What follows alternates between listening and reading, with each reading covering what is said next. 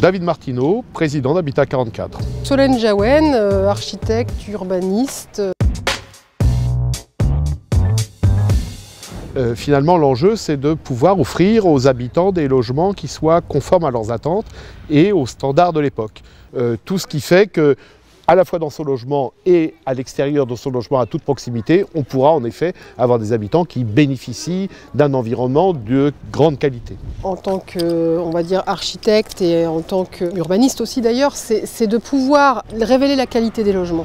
Il y a des choses très intéressantes dans ces logements qui effectivement aujourd'hui ont vécu, ils ont un demi-siècle, mais en même temps il y a une qualité. C'est ça d'ailleurs, c'est quand on dit réhabiliter, c'est vraiment le mot dans le sens plein. On réhabilite, c'est-à-dire qu'on redonne de la joie de vivre au logement.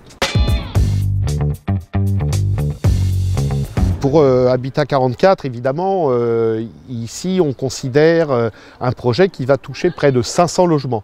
C'est donc un chantier colossal, il faut le dire tel que c'est. Aujourd'hui, aucun bailleur social, sans l'aide de la collectivité de rattachement ici pour Habitat 44, le département de Loire-Atlantique, ne pourrait mener un chantier d'une telle ampleur. Donc il y a un enjeu symbolique de dire qu'il va nous falloir trouver à l'avenir les solutions qui nous permettront de répéter cette opération qui aujourd'hui est une opération précurseuse et une opération aussi symbolique de ce que Habitat 44 voudrait faire pour son patrimoine.